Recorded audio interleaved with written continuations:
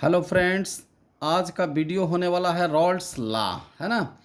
तो ये रॉल्स साहब ने जो रिलेशन जो बताया है ना, यानी partial pressure and mole fraction of two component के बीच, है ना। ठीक है। तो जो होगा, उन्होंने कहा कि यदि कोई सॉल्यूशन होगा उसमें टेम्परेचर, जो टेम्परेचर दिया रहेगा, है ना, और जो सॉल्यूशन का दोनों कंपोनेंट जो होगा वोलाटाइल होगा, तो कहता है कि partial pressure of each component of solution is directly proportional to mole fraction of its mole fraction present in solution, है ना। बात समझ रहे हैं कि नहीं। तो कहता है कि जिस कंपोनेंट का पार्शियल प्रेशर निकालना है उसी कंपोनेंट के मोल फ्रैक्शन के डायरेक्टली प्रोपोर्शनल टू होंगे। ठीक है। इन्होंने कहा, रॉल्ट साहब ने कहा, है ना, कि जिस कंपोनेंट का पार्शियल वेपर प्रेशर निकालना है सॉल्यूशन के अंदर उसी कंपोनेंट के मोल फ्रैक्शन के डायरेक्टली प्रोपोर्शनल टू होंगे।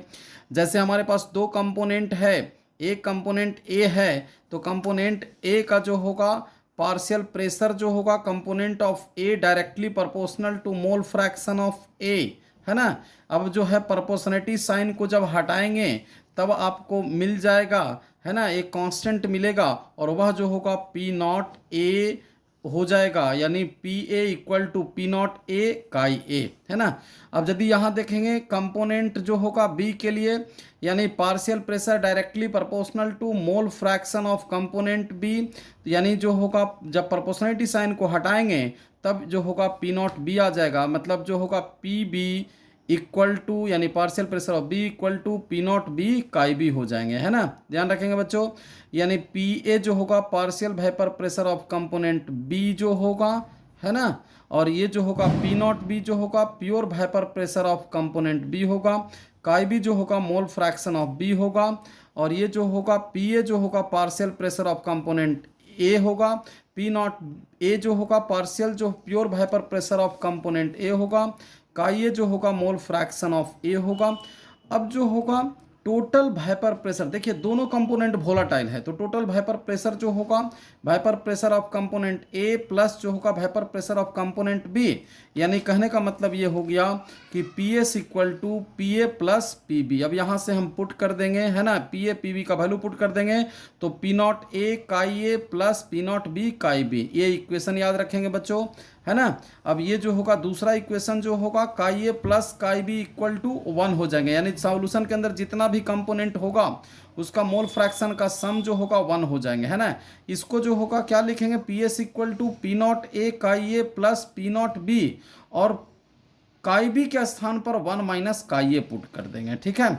अब देखेंगे इसका ग्राफ प्लॉट करना है। ठीक है। तो ग्राफ प्लॉट करना है, ये जो होगा वेपर प्रेशर का लाइन हो जाएगा, है ना, ये जो होगा वेपर प्रेशर का लाइन हो जाएगा, और ये जो होगा मोल फ्रैक्शन, मतलब एक्स एक्सिस पर मोल फ्रैक्शन, बाई एक्सिस पर जो होगा वेपर प्रेशर रखेंगे, है ना।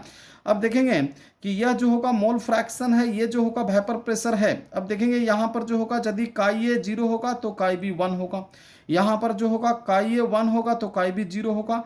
तो जो 0 होगा यहाँ पर काई ए 0 है, तो यही जो होगा डायरेक्टली प्रोपोर्शनल टू है, यही बढ़ते बढ़ते यहाँ पर पहुँचेगा, और जब 1 का वैल्यू होगा मतलब काई ए 1 हो जाएगा, तो यहाँ पर जो होगा पी नॉट ए हो जाएगा। ये जो होगा काई बी 0 है, यही जो होगा बढ़ेगा, यानी जो होगा P B directly proportional to जो होगा काई बी है, ये बढ़ते बढ़ते जब यह जो होगा यानी काई बी का वैल्यू 1 होगा, तो यह जो होगा पी नॉट बी हो जाएगा। दोनों को स्केल से मिला देंगे तो P S equal to P naught A chi A plus P naught B chi B होगा। यह जो होगा बच्चों ग्राफ याद रखेंगे, यानी जो होगा रॉल्स लॉ का। ठीक है।